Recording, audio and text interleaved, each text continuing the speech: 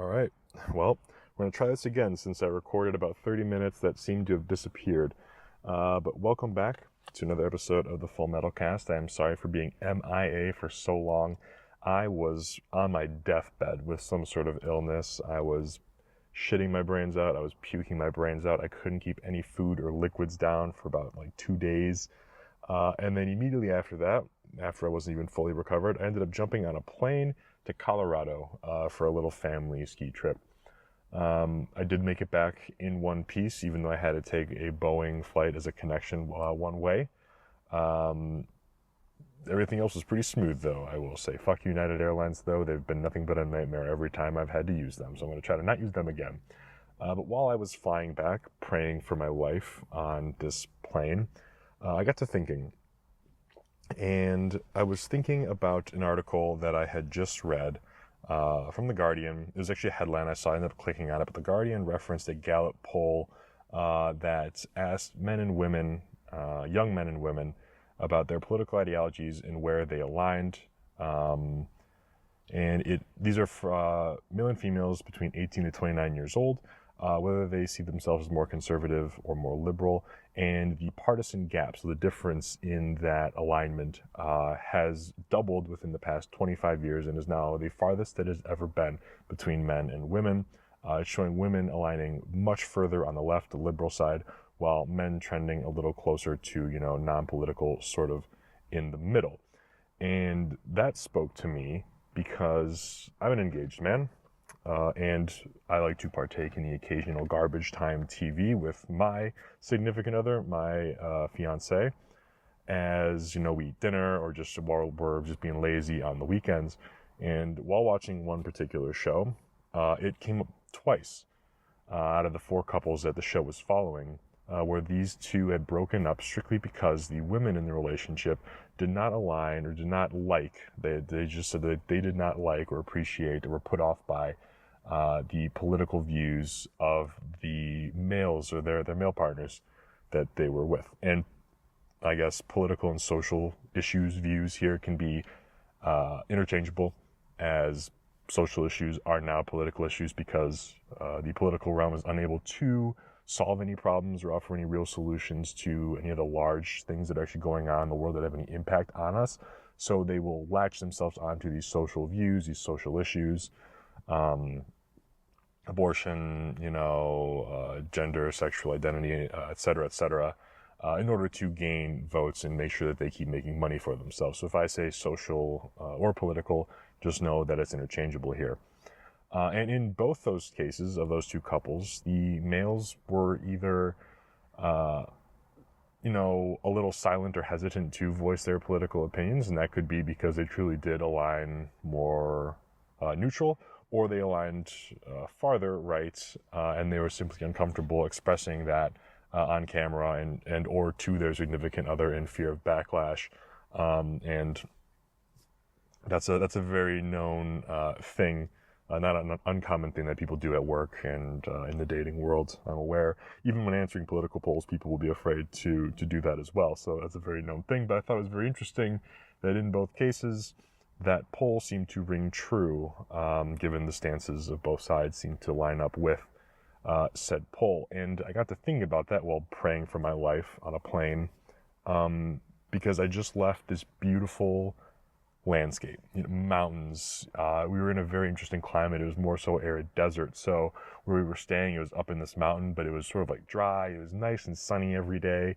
And then we would drive, anywhere from 30 minutes to 2.5 plus hours to, a different mountain where we would, hit the slopes, and it would just be some of the most surreal sights you would ever see. We would be skiing and snowboarding, in the clouds in some of these mountains that were so high, and seeing, you can see several states from the top of one hill in particular that we were on. And it's just some of the most beautiful landscape I had the pleasure of seeing with my own eyes. And as I was sort of reflecting on that, I couldn't help but just feel disgust, I guess, if you will, for these people who have latched on to these social issues and have made them their entire purpose and their entire identity. Because you can't, this is just how I am. I can't enjoy a beautiful summer day or the views that I saw while I was out west and not just be awestruck and not be moved by it and realize to participate in this life and to enjoy what I am seeing and what I am standing in right now is one of the greatest pleasures and my favorite thing. And it's one of the main purposes of life is to enjoy your surroundings in a moral and healthy and proper way. And I find it disgusting that people let such frivolous things get in the way of that, because by nature, if you do make these political issues your guiding principle, your entire purpose and identity, you have to cut out at least 50% of everything in this world in order for you to function and, you know, feel like you're fulfilling your purpose. And furthermore, you don't have any interest, rather, in solving these problems because they are your purpose. You scream for, you know, help via voting politically, and you need people to vote your way, otherwise they're a threat to your existence, which is not an uncommon quote and phrase that I have heard throughout the past couple of years as things have only increased. The temperature's only increased from a political perspective. And I find it more so disgusting that because you're not solution oriented and you just feel good and that you're, you know, sort of checking a box by screaming at others to do what you want them to do and sort of, you know, expressing and forcing some sort of control over them, you have no real interest in securing the outcomes that you want for yourself, your life. You don't even see it as an option to go about doing what is right for you as a human being with natural rights. You'd rather violate somebody else by yelling at them and making them, you know, go about the dog and pony show that you see as the only acceptable, you know, solution, which is voting in every single one of these cases. And I think the best example of this is what happened during, you know, the pandemic. Anyone listening to this, for that matter, and most of the people that I know personally, completely said fuck you to the man, and did what they thought was best for their health and their life expectancy and their longevity. And they ended up being right, from a factual and objective perspective. And that's just one of the many examples. The ATF doing their stupid pistol brace thing. How many of you just threw a stock on it? How many of you just refused to pay to register your braces, right? Like, you as a human being with the natural rights you were born with, don't have to wait 4 years for the next election to hopefully have things shake out your way. You go about it in a non-compliant and non-violent manner to secure those rights. That's what being a patriot, that's what being an American was. That's what it should be. And that's just me, you know, right? And I understand there are people who aren't going to be as solution oriented or interested in taking control of their lives and, you know, ensuring the proper outcomes for themselves or their family, and that they truly do think and they truly do hold that voting and shouting at people and getting them to vote for their political party is truly the only way. And that's sad, obviously, because again, these people can't enjoy the people and the beauty in nature around them because such silly little things get in the way, and that is critical theory. And no matter how you shake it, that's just the nature of critical theory. So that was sort of, you know, that was sort of the thought train that I was playing with while trying to distract myself on the plane, if you will. And again, this is me re-recording this because I had rambled on that topic for about 30 minutes and lost it. So that really sucks. Let's see, what else was going on?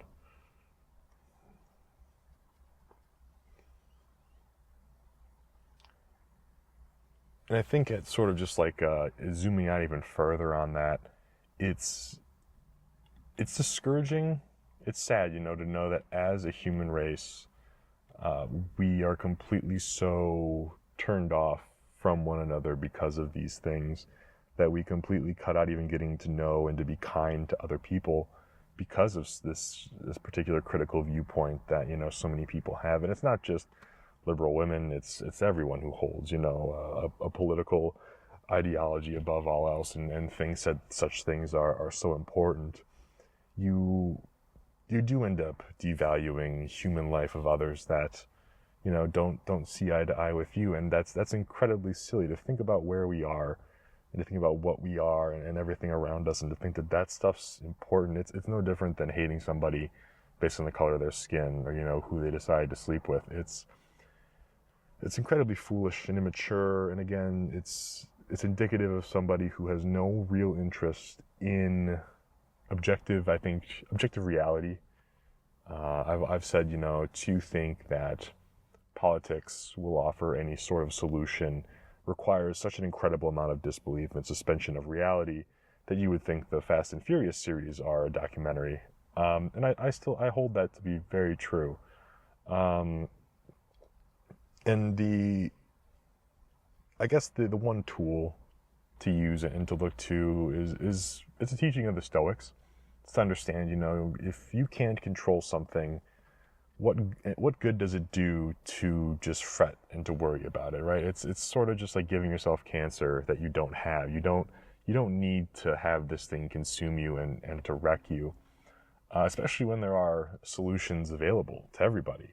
Everybody has the means to non-violently go about procuring, what they want and what they need. And I understand that's a bit of a stretch, and that's not going to apply to every solution. But again, I keep referencing the pandemic because it was the most extreme example in recent history that applied to so many of us by and large. And, if you can't control something because it's out of your sphere of control, move on or look for a different approach, I suppose. But if it is, go ahead and grab it, or do the things that you have to do to move it within your sphere of control, right? And again, some people are more solution oriented than others. That just is how it is. And then I guess another sort of tool or another cheat sheet that sort of leads into that method of, sorting things into what's in and out of your control is just ask yourself, are you having fun? Are you enjoying your surroundings and the people around you? If not, take a real hard look, right? Like, who are you listening to? Who are you basing your decisions and your thoughts and your internal dialogue around?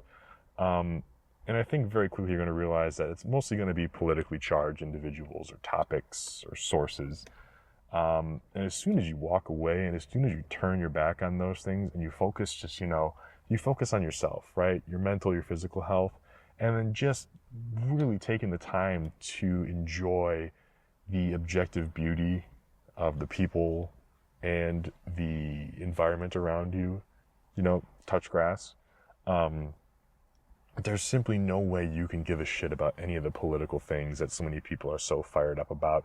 And who knows, you may just become completely apolitical, like myself, and you hate every single thing these assholes touch because it just corrupts that beauty. And the people, like I said, it corrupts the people around you who, we all know people who would just be excellent. And going back to the dating world, the folks struggling with, the political disparity between young men and women, how many people would be 9 out of 10 or 10 out of 10s if they just never spoke about politics, right?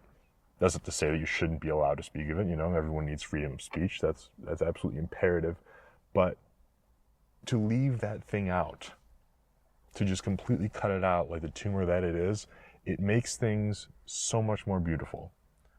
The second you're not worried about whatever the fuck the president or any other pretend king's doing, and just sort of focus on the beauty around you and, what you can control and, going about doing things the way you want to, life becomes so much more enjoyable and so much more simple. So yeah, just ask yourself, can I control it or not? And if that's too hard to really think about, I think the more simple tool to go about looking at these things and just sort of analyzing yourself and maybe even other people is just, are you or are they having fun? Are you really enjoying life right now? And if so, great. But if they look miserable, if you're miserable, if they're completely unable just to enjoy the objective just beauty around them, then they are completely entrapped and entangled in the political and social shit that's just way too prevalent today. And you can't blame them. It's all that you see whenever you turn maybe turn on a screen, because it elicits such a strong response. It releases so many chemicals in the brain. You keep coming back to it. It's why the news sells. It's why social media sells. It's a fight, honestly, to completely remove yourself from it. And I fall into it too. And I'm not going to say, I did say I'm completely apolitical, but I fall into the hating of this so much that it sort of becomes like the different side of the same coin of people who are just so completely tied up in the social issues to make your purpose completely hating it and shitting on it and focusing on dismantling these people makes you no different from them. To completely put it down and to look outwards into, nature and into just the people around you is really the only way to be the opposite of that, which is the goal, honestly. So that's what I was thinking about. SIG's little public service announcement where they decided to double down and say that the P320 does not indeed go off on its own.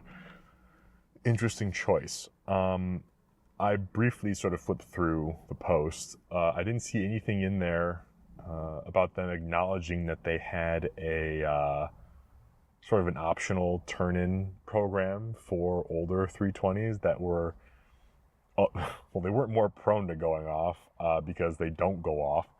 But they failed to acknowledge that sort of optional turn-in program that they stood up to have your P320 upgraded or fixed, quote unquote, for free.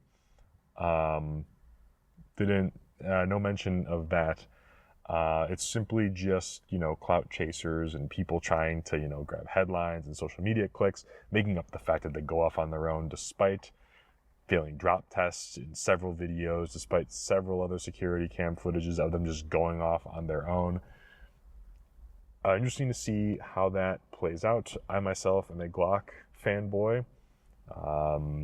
That's just me. I do own a Flux Raider though, and even before this announcement was made, even before I really knew anything about the 320s, I just remember hearing and seeing certain things about the drop tests. There was a P320 fire control unit in there. I have a P320 slide. There was a manual safety on the Raider, but for a while I wasn't really comfortable with it sitting next to my bed with one in the chamber until I got to reading more and familiarizing myself with the actual system, and also just banging the hell out of it, throwing it around to see if anything went off with it. I'm cool with it now, obviously, but I can't say I'll be rushing to buy any SIG handguns after the announcement. And I understand this is me just sharing an opinion that means nothing. This doesn't mean don't buy one. You can probably find one that's a perfectly fine pistol, right? Again, do whatever you wish. I just thought it interesting for them to not acknowledge the plethora of videos and evidence out there of certain ones going off on their own, failing to address those, and strictly just throwing it under the rug while saying, yeah, everyone's just lying. Everyone's wrong but us, essentially, despite multiple lawsuits. And again, their own optional turn-in program that they stood up to quote-unquote upgrade and or fix older P320s that were prone to do something. I don't know what it was, because again, they don't go off on their own. So that's an interesting one. Be curious to hear the thoughts of anyone on SIG, if anyone's ever had a SIG that's done that to themselves. And also, don't the new contract pistols, don't the frames just like detonate? Isn't that also an issue? So yeah, can't say SIG is, on my lists of guns I need to pick up anytime soon, but at the end of the day, I don't really have a list of guns I need to pick up anytime soon. I feel like I'm in a decent position. I would like a decent IR device for my 14.5 rifle. But again, that's something I haven't invested the money in because I don't have the means necessarily to go out and shoot at night at the moment. I can do some dry fire stuff in the basement and throughout the house, no doubt. Thermal would also be a fun thing. A thermal clip-on would be a riot, and something to do just sort of down the road. But I understand where my skills are and what my needs and my wants are, and just the investment wouldn't make sense in such a device at the moment. But it's definitely on the to-do list down the road. Saw the Grantham PSA Jackal 308 review. not like super impressed given the accuracy tests. Yep, that's all I'm going to say about that. It seems to just be the same old Jackal, just shooting a different round. I think a lot of us were hoping for a sort of DMR like Scar knockoff, but that's not what we're getting. We're sort of getting an in-between of the 5.56 Jackal and the Scar. It's definitely just going to be just like a for fun sort of 308 slinger, I think. A shorty 7.62x39 version of it, though, I think would be kind of interesting, especially since I already have a 7.62x39 AR that I do like very much. I still do have a Jackal lower with the cool sort of foldy stock on it. I traded the upper for I traded the upper plus some cash for a Flux Raider that I have today. So I wouldn't mind getting a 7.62x39 version that does take AR mags. However, the current market for 7.62x39 AR mags is absolute dog shit. You're stuck with aluminum only if you want 30 rounds, and I think it's aluminum only regardless what the round count is, with terrible feed mechanics. And it's not even so much the lips or the follower on these magazines, it's the spring and how these rounds just get stuck in any sort of curvature. And there's zero polymer options out there. Every single mag I've ever used has gotten stuck in the mag well, because the aluminum starts to like flare outwards a little bit towards the top of the mag. You got to rip them out. They never drop freely. So there's something that has to be done there with strictly AR 7.62x39 mags. And I understand that is like fitting a square hole in a round, square peg in a round hole, because it's not what the AR platform was designed to do. That's why we like the AR platform, though, being extremely modular and customizable and flexible. So I just gonna have to hold on to that Jackal lower, unless maybe I find a piston AR upper that would look nice on there. But at the moment, I'm pretty happy with what I got. Yeah, that's all I got to say about the Jackal. That PSA 50 cal, though, is an interesting proposition. Not something I'm going to be lining up to buy the first round of, though, simply because of the consequences that go wrong if one of those rounds doesn't leave that gun right. We've all seen the YouTube video.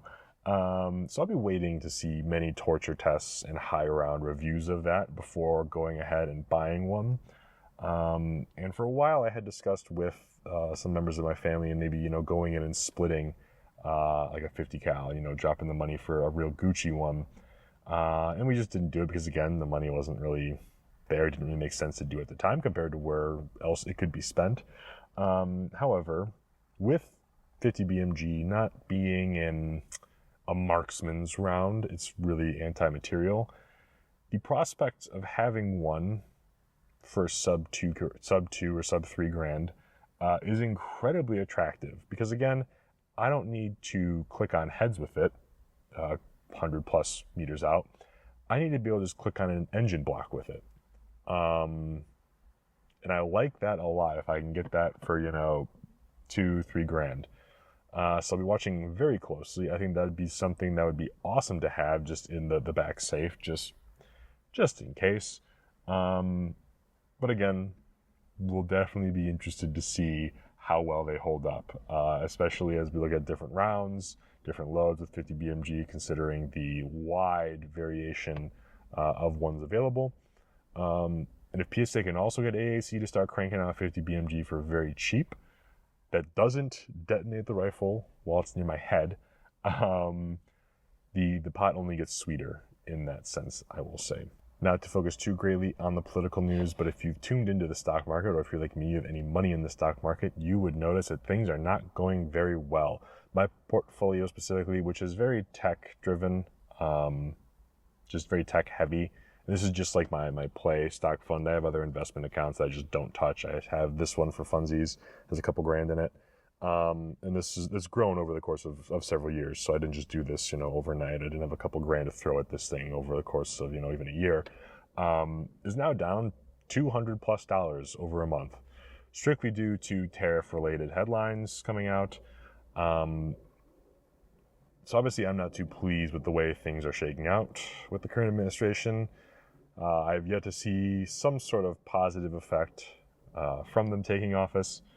Again, this sort of goes back to the last time I brought up the whole Doge thing. The only way that anyone can say this is a net positive is if you acknowledge the fact that it is only stroking some emotional tie to a political idol or party.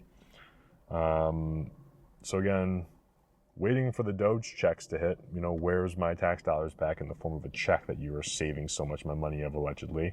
And my stock portfolio is now tanking as well because we're now just deciding to piss off other countries through tariffs and the tariff conversation. I don't know what's going to happen in the long term. I simply bring this up because if this had happened under Biden, the Trump crowd would be losing their shit. And the Trump crowd obviously cannot see the fact that things aren't great economically right now as a result of the tariff announcements, and they're just going to remain quiet. But this is the nature of politics. That's why it's so silly. That's why it's so futile. That's why it's so pointless to engage in any sort of constructive or trying in any sort of conversation which you're trying to be constructive about it. So I do hope the tariffs work out. I do hope things become a lot cheaper. I do hope I can afford a house in the near future here. But so far things aren't too great. Another thing I just read, in one of the executive orders that was signed, Trump also signed off on the deforestation of 280 million acres, was it? No, that couldn't be right. Let me look that up. That's way too large of a number, it sounds like. Come on. I don't have any internet out in the parking lot. Go figure. Yeah, not able to load right now.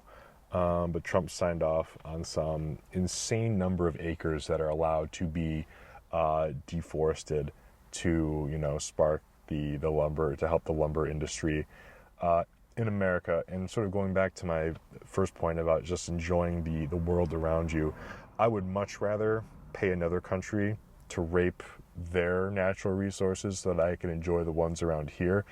Again, I'll make sure that in the video I have the actual figure and the actual sort of details around the executive order that resulted in this large number of forests being desecrated. And again, I'm not an expert on the lumber industry. I'm not an expert in the forest by any means. I have no idea what the impact is. I just see a very large number on trees getting cut down strictly for the purpose of, the lumber industry here. And I'm not too keen on that. Again, I'd much rather let Canada or China or Russia or Korea or whoever the fuck completely destroy their environment so that we can enjoy ours. I think that makes a whole lot of sense. And that's all I'm going to say about that. I just thought that was an interesting thing to throw out there.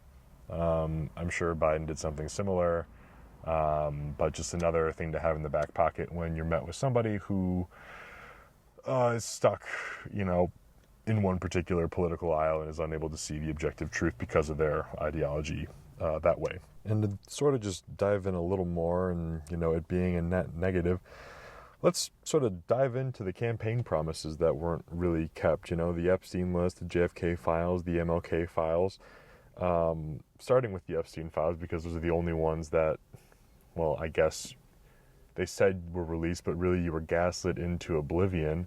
And I'm not really surprised, honestly, considering the number of people on the contact list, your president being one of them, and also people in the cabinet who were on that list and who also had family members on that list who are extremely close to the president. So I don't see that coming out anytime soon. But what I find almost even more alarming was the fact that they only gave this information, which, oh, by the way, was already publicly known and heavily redacted, to select conservative talking heads of their choosing. If I'm to be subjected to a government, I would hope that they would make that information very public and very wide and give it to all of the media outlets and let the chips fall where they may. Obviously, if the information was real, you would look to your source of news to put it all out there, report on it objectively and fairly, and you would take note of those who didn't as, shills for the state and defending pedophiles. So that was obviously extremely frustrating. I don't think we're going to get any of that. I think those files, as well as the files related to JFK and MLK, are going to remain. where they are and how we know them to be today, heavily redacted and under lock and key if they're not already destroyed. That's just, I think, the nature of the beast there. And that then takes us even further into the only people who have really benefited so far within the first 100 days, arguably the most important time period for a new president. And that would be law enforcement and the tech oligarchs. The only groups who have received everything that they've asked for and more, and who stand to receive their big wish list items. Obviously, with law enforcement, it's been teased several times by the president that absolute immunity will be granted to them while they're on the job. That should absolutely terrify the shit out of you as you go back throughout the past just 2 years, maybe in the past year, and all the bullshit videos you saw coming out about the police performing suboptimally. Acorn Cop, the chick who reloaded mag dumped into a Chicago apartment or wherever that was. The woman who just ND'd someone else's pistol that they were trying to remove from the holster. Completely law-abiding citizen was taking the gun off him, and the chick just shot the dude in the leg. These people, obviously, Chauvin, the dude who kneeled on Floyd's neck, regardless on how you feel about that situation, that's not how you apprehend anyone. Those people need to be punished just as much as the people in charge of the planes flying out of the sky, like I talked about previously, need to be punished and made an example of anyone else who wants to use that position as a way to just sort of exert power over others, to feed their ego, or to whether maybe they're just using it as a means to feed their family and gain a paycheck, but they are not fit and qualified and they have no interest in bettering themselves to be the best for the role. That then makes them a liability and a threat to you. You need to deter said people from even reaching those positions of power by making it so unattractive to even pursue them if the individual looking to, carry a badge isn't the right choice. You need to persecute, and you need to really go after these people as hard as you can to make sure it does not happen again. So that is why absolute immunity for these assholes is not the way to go. And as a reminder, a lot of politicians say that they're coming to take your guns. They're going to, make sure that you can't do X, Y, and Z. But they will never be the ones knocking on your door. It is going to be your local law enforcement and National Guard. It's going to be the people who are your neighbors, the people that you know, the people who you hold so highly as protectors of your community. They're going to be the ones who are the mouthpieces and the dirty little hands and fingers of the state that rip those rights away from you and pillage you. So you do not want that for them. The tech oligarchs, they just changed their hats now. They're wearing red hats now to sort of blend in because they know where the power is. And Project Stargate, that massive investment in AI, was the very first step in showing that, we're now going to support them because they're the good guys now. They're Republicans. They're not Democrats, despite them perpetuating the mass censorship and mis and dis and malinformation during the pandemic and during the entire last administration. They're now the good guys, and they deserve the hundreds of billions of dollars in AI infrastructure so that they can prosper. And yes, that investment in said infrastructure is only going to lead to the security state. We've already seen, even before that happened, during the last administration, the IRS was using AI to surveil individuals' bank accounts, looking for tax fraud. And then even in our home state here in Dearborn, cameras have been set up along the freeway and popular roads that are designed to read license plates and track your whereabouts, and then obviously alert the police if you are somebody who they want to, have a chat with, let's just say. And nobody voted on this. Nobody asked for this. This benefits nobody but the state. Again, why this should concern you and why you shouldn't be rooting and cheering and hollering unless you're able to acknowledge the fact that you were simply only stroking your ego and an emotional tie to a sports team and nothing more. And I'm not sure if I've made this belief clear, and this is a little doomsday-ish, I'll fully admit, but everyone, you hear a lot of people who are anti-AI, and I think people who have that stance think that it's going to be sort of an end of humanity via, like a Skynet scenario where the robots, go to war with humanity and the robots win in every scenario. That's not how I see it playing out. I do think it's going to bring about a very, very negative solution in the long run, so long as we continue down this route of flipping the switch on nuclear reactors strictly for the purpose of powering AI. Now that I sort of restate this, I'm remembering that I did bring this up, but my massive concern with this, because I do think it can't be repeated enough, is that time and time again, we have only seen horrific outcomes when we go about doing things strictly for profit, strictly for the name of this crony form of, criminal capitalism that we have today. Healthcare being the number one example. You could argue that aviation is now very similar. Another example is planes are falling out of the sky.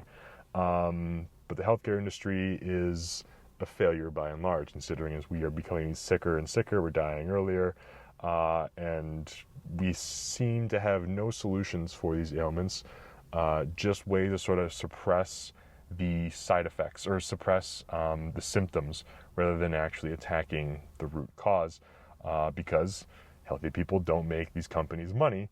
It's sick people, and you need sick people and returning customers to continue driving profit.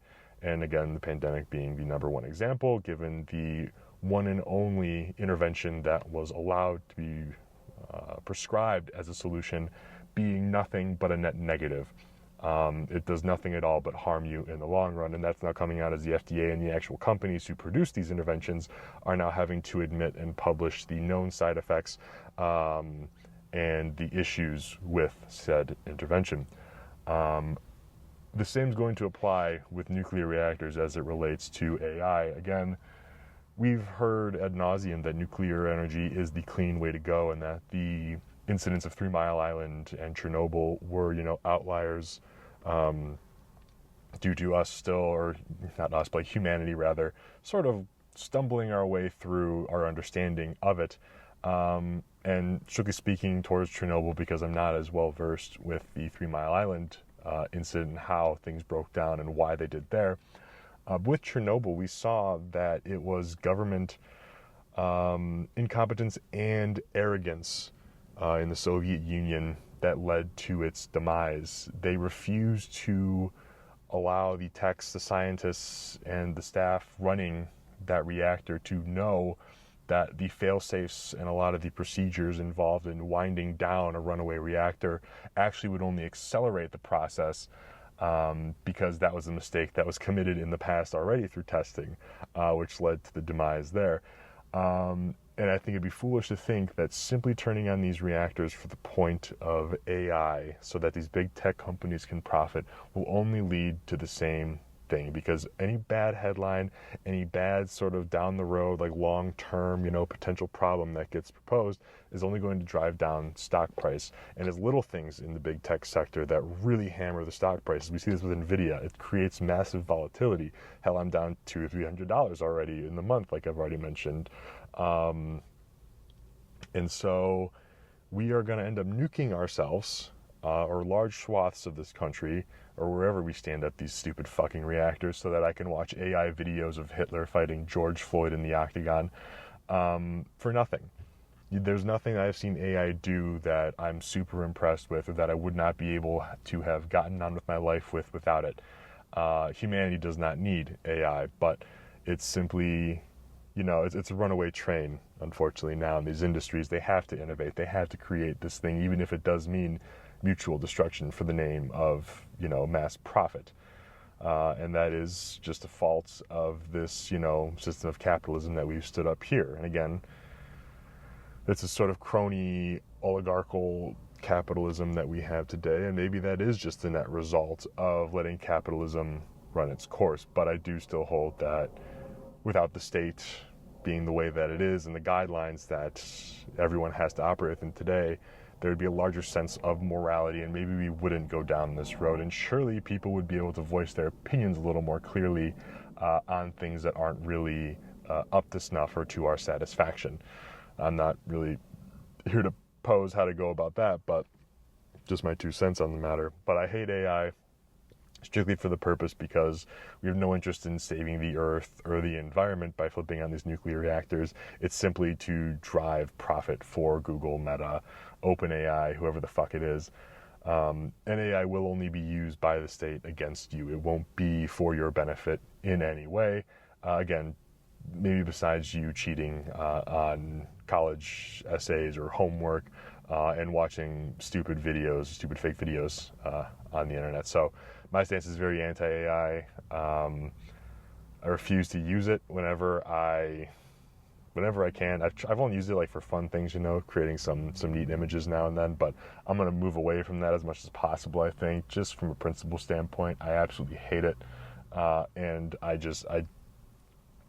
don't see how us as a race really need it whatsoever, especially since its development and use will only lead it to be used against us by those who hold large amounts of wealth, larger wealth than we will ever see or hold in our lives. So based on principle, that's how I'm going to roll with the AI solution.